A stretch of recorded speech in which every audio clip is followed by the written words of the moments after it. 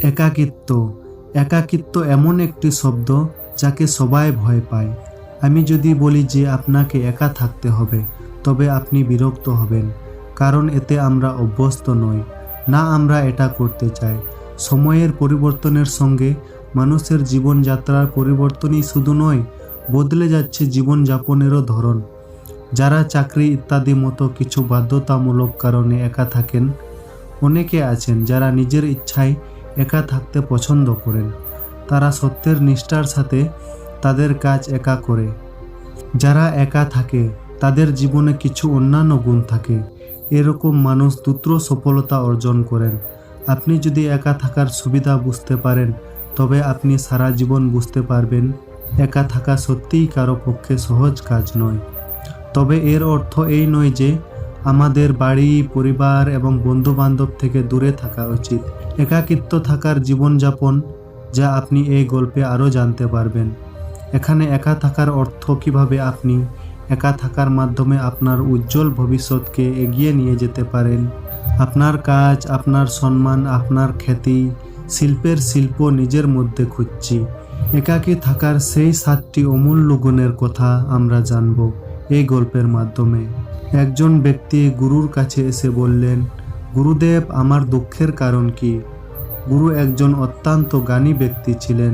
গুরু বললেন, জিনিসকে আঁকড়ে থাকা এবং সেগুলি প্রতি অনুরোধ হয়ে তার পিছনে দৌড়ানো আপনার অসুখের কারণ। লোকটি গুরুকে ধন্যবাদ জানিয়ে বলল, গুরুদেব, আপনি তো আমার সমস্যার সমাধান করেছেন। আমি এতদিন ধরে আমার সমস্যার সমাধান চেয়েছিলাম। গুরুদেব, আপনাকে ধন্যবাদ। এই বলে লোকটি সেখান থেকে চলে যেতে লাগলো। গুরু বললেন, পুরোটা তো শোনো। লোকটি তাকে বলল, না গুরুদেব, আপনার ইঙ্গিত পেয়েছি, এটাই যথেষ্ট। এবং একজন জ্ঞানী ব্যক্তির জন্য একটি ইঙ্গিতই যথেষ্ট। 1 মাস পর সেই ব্যক্তি আবার গুরুর কাছে এলেন। এবার তিনি দেখতে পেলেন যে ব্যক্তির অবস্থা খুব খারাপ ছিল। তিনি খুব দুঃখ পেয়ে সোজা গুরুর পায়ে পড়ে গেলেন এবং বললেন, গুরুদেব, আপনি যা বলেছেন আমি তাই করেছি, কিন্তু আমি সুখ পাচ্ছি না। আমি তো আরও দুঃখ পাচ্ছি। গুরুদেব ব্যক্তিটিকে জিজ্ঞাসা করলেন, তুমি এমন কি করলে? ব্যক্তি বললেন, আমি আমার পরিবার, বন্ধুবান্ধব, আত্মীয় স্বজনদের কাছ থেকে দুঃখ পাচ্ছিলাম। আমি তাদেরকে ছেড়ে চলে গেলাম। 2-4 দিন ভালো লাগলো। ধীরে ধীরে বাবা, মা, বউ, সন্তানদের মিস করতে লাগলাম। আমি আমার আত্মীয় স্বজন, এমনকি আমার শত্রুদেরও মনে করতে লাগলাম। তাদের কাছে থেকেও আমি ততটা দুঃখিত হইনি যতটা তাদের কাছে থেকে দূরে থেকে দুঃখী হচ্ছি। আজ আমি বাড়ি ফিরে যাওয়ার জন্য রওনা হয়েছিলাম, কিন্তু আপনার কাছে এসে পৌঁছালাম। কেন আপনি আমাকে এমন ভুল উপদেশ দিলেন গুরুদেব? গুরু একটু হাসে এবং বললেন যে তুমি তোমার পরিবার এবং অন্যান্য বন্ধু এবং আত্মীয়দের এখানে রেখে যাচ্ছ, কিন্তু এটি তোমার ভুল বোঝাবুঝি ছিল যে তুমি পালিয়ে যাচ্ছ। বাস্তবে তো তুমি তাদেরকে নিয়ে পালাচ্ছিলে। ব্যক্তিটি বলেন, কিন্তু গুরুদেব, আমি তো কাউকে সাথে আনিনি। গুরুদেব বললেন, যে জিনিস আমাদের দুঃখ দেয় তা বাইরে কোথাও নেই, এমনকি যে জিনিসটি আমাদের সুখ দেয় তাও বাইরে নেই। এই সব পরিবারের সদস্য, আত্মীয় স্বজন, বন্ধু, শত্রু, এরা কোথায় বাস করে? এরা আমাদের মনেই বাস করে। আর যখন তুমি পালাচ্ছিলে, তুমি তোমার মনকে তোমার সাথে নিয়ে পালাচ্ছিলে এবং তোমার মনের মধ্যে এই সব তোমাকে নিয়ে পালাচ্ছিল। তখন তুমি তাদের কাছ থেকে বেশি দূরে কোথাও যাওনি। যখন আমাদের মনে এবং আমাদের চারপাশে যে জিনিসগুলি স্থির থাকে তা প্রচুর পরিমাণে বলে মনে হয়, কিন্তু সেগুলি খুব কম। এবং যখন আমরা এই জিনিসগুলি থেকে দূরে সরে যাই, অর্থাৎ ছেড়ে দিয়ে চলে যাই, তখন আমাদের মন সেই জিনিসগুলি মনে করিয়ে দেয়। আর তখন এই জিনিসটা অনেক কষ্ট দেয়, যেমনটা তোমার সাথে ঘটেছে। লোকটি বলল, তাহলে গুরুদেব, আমি কি করব? আমি যদি জিনিস নিয়ে থাকি তাহলে তো দুঃখ পাই। জিনিসগুলোকে এক পাশে রেখে বাঁচি, তাও তো দুঃখ দেয়। আমি শুধু কষ্ট পাওয়ার জন্যই জন্মেছি? গুরু জোরে হেসে বললেন, এটা একেবারেই সত্য। এখানে প্রত্যেকেরই জন্ম শুধু কষ্ট পাওয়ার জন্যই, কিন্তু এটাই সত্য যে এই দুঃখের ওপারেও সুখ আছে এবং সেই সুখের বাইরেও আছে দুঃখ, তারপরে সুখ এবং তারপরে দুঃখ। যে জিনিসগুলিতে আমরা সুখ খুঁজে পাই দুঃখ দেয়, আর যা দুঃখ মনে হয় সেই দুঃখটি সুখের কারণ হয়ে দাঁড়ায়। ব্যক্তি বলেন, গুরুদেব, এই সুখ দুঃখের মায়া থেকে বের হওয়ার কি কোনো উপায় নেই? গুরুদেব বললেন, উপায় আছে, কিন্তু তুমি এই সবের জগতে বেঁচে থাকতে চাও, এই সব নিয়ে থাকতে চাইছো, তো তোমাকে একটা কাজ করতে হবে। তুমি এমনভাবে বেঁচে থাকো কিন্তু একাই থাকো। লোকটি বলল, কিন্তু গুরুদেব, এটা কি করে সম্ভব? গুরু লোকটিকে এমন এক জায়গায় নিয়ে গেলেন যেখানে মেলা লেগেছিল, খুব ভিড় ছিল। গুরু বললেন, তোমার চারপাশে তাকাও, এখানে কাউকে চেনো? লোকটি বলল, না, এখানে আমার পরিচয় কেউ নেই। গুরু বললেন, তুমি কি এখানে একা? ব্যক্তিটি বলল, হ্যাঁ গুরুদেব। গুরুদেব বলে, না, তোমার মনে কিছু তো চলছে, তুমি এখানে একা নও। লোকটি বলল, হ্যাঁ, আমি যত তাড়াতাড়ি সম্ভব আমার বাড়িতে যেতে চাই। আমি আমার স্ত্রী, আমার সন্তান, আমার পিতামাতার সাথে দেখা করতে চাই। আমি চাই আমার বন্ধুদের সাথে দেখা করতে, এটাই আমার মন চাইছে। গুরু বলল, এখন তোমার চোখ বন্ধ করো এবং এখানে ঘটছে শব্দের ওপর তুমি মনোযোগ দাও। ব্যক্তিটি চোখ বন্ধ করলো এবং যখন সে তার চোখ বন্ধ করে তার সমস্ত মনোযোগ এখানে ঘটছে শব্দের উপর নিবদ্ধ করলো, সে অনুভব করলো এত বড় ভিড়ের মধ্যেও তার মনে হলো সে একা। সব ধ্বনির প্রতি তার একাগ্রহর কারণে কোনো শব্দই কোনো গুরুত্ব ছিল না। ব্যক্তিটি চোখ খুলল আর বলল, গুরুদেব, এখানে আমি সম্পূর্ণ একা, সব আছে কিন্তু কিছুই নেই। গুরু বলল, তোমাকে ঠিক এভাবেই একা থাকতে হবে। ভেতর থেকে সবার সাথে বাস করলেও কিন্তু তুমি একা। সবাই তোমার সাথে আছে কিন্তু তোমার মনে কেউ নেই। যে এভাবে একা থাকতে শিখেছে সে জীবনে কোনো দুঃখ পাবে না। মানুষ সব কিছুতেই সুখ খুঁজে পেতে পারে। গুরু আরও বলেন, মহান সাফল্য শুধুমাত্র একাকিত্ব থেকেই শুরু হয়। আমাদের একাকী সময়ে তাদের সাথে দেখা করিয়ে দেয়। বরং তুমি এটাকে একাকিত্ব হিসাব মনে করো, নিজেকে জানার চেষ্টা করো। যখন তুমি নির্জনতা পছন্দ করতে শুরু করবে তখন তুমি বুঝবে তোমার আসল অস্তিত্ব তোমার সাথে দেখা করতে চায়। গুরু বলকে শ্রদ্ধা করো। আমি তোমাকে এমন 7টি গুণবলী সম্পর্কে বলবো যা একা বসবাসকারীর মানুষের মধ্যে পাওয়া যায় এবং তাদের অন্যদের থেকে ভালো করে তোলে। গুরু বলেন, নির্জনে বসবাসকারী লোকেদের মধ্যে যা পাওয়া যায় তা হলো এই ধরনের লোকেরা অন্যদের তুলনায় নিজের সম্পর্কে বেশি সচেতন হয়। তারা নিজেদের স্বভাব, আচার আচরণ সম্পর্কে অনেক বেশি সচেতন।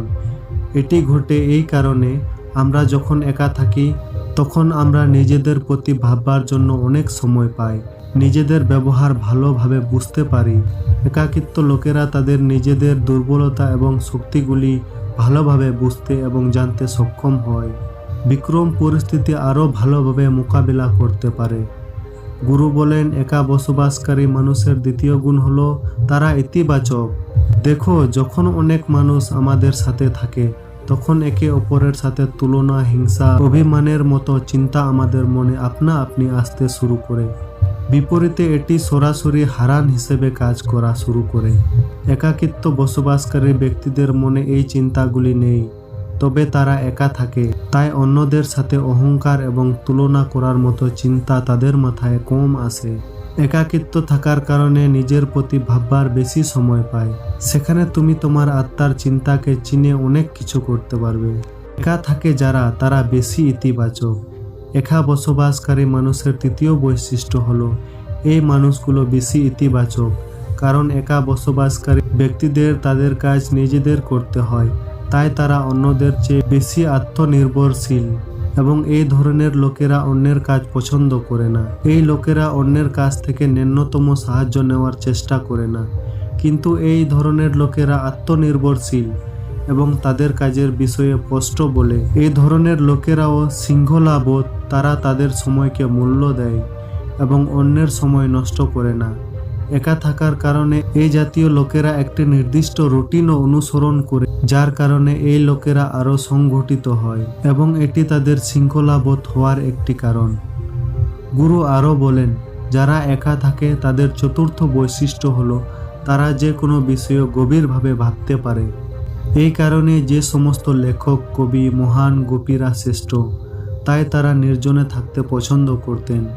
কারণ একজন ব্যক্তি যখন একাকিত্ব থাকে তখন সে তার ভেতরের কণ্ঠস্বর শুনতে পায়।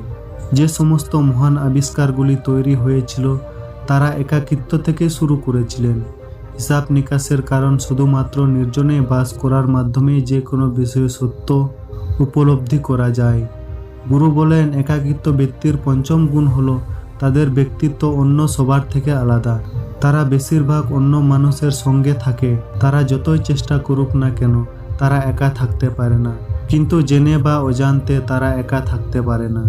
অন্যের অভ্যাস এবং অন্যের চিন্তাভাবনা তাদের মধ্যে প্রবেশ করে, যার কারণে তাদের ব্যক্তিত্ব সেই স্বতন্ত্রতা এবং অন্যতা দেখা যায় না। তাদের ব্যক্তিত্ব অনেকের ব্যক্তিদের মিশ্রণ, কিন্তু এই কারণে অনেক কিছু অন্যের কথা এবং চিন্তার দ্বারা প্রভাবিত হয়।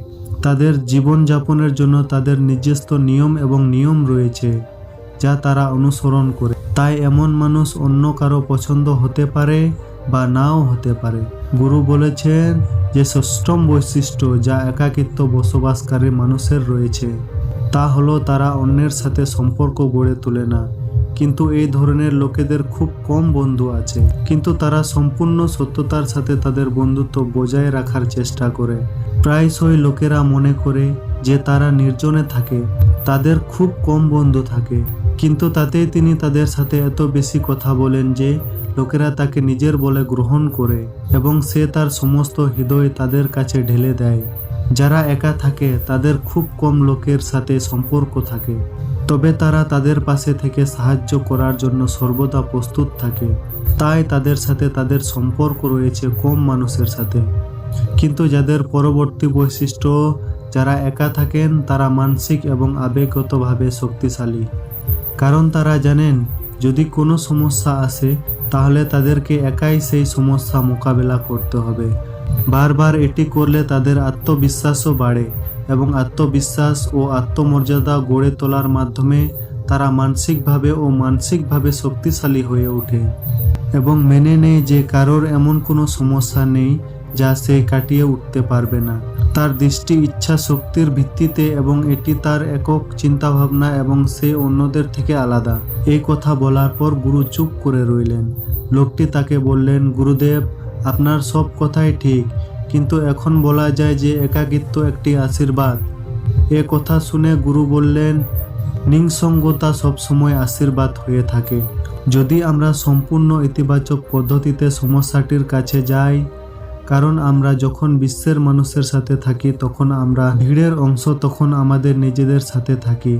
নিজেদের সাথে থাকলে আমরা আমাদের সময়ের সুব্যবহার করতে পারি, নিজেদের উন্নয়ন করতে পারি, নিজেদের সব করতে পারি, সব বিষয়ে ভালোভাবে মনোযোগ দিতে পারি, আমাদের দুর্বলতাগুলোও কাটিয়ে উঠতে পারি ইত্যাদি মঙ্গল অর্জন করা যায় এবং মনুষ্যত্ব অর্জন করা যায়।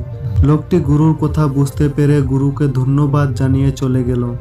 আমরা যে জিনিসটি না পাওয়া পর্যন্ত আমাদেরকে আঘাত করতে চাই, যখন আমরা সেগুলি পাই তারা আবার আমাদের আঘাত করে। যখন তাদেরকে আমাদের ছেড়ে চলে যেতে হয় এবং যখন তারা আমাদের ছেড়ে চলে যায় তখন তারা আবার আঘাত করে, দুঃখ দেয় সারা জীবন ধরে।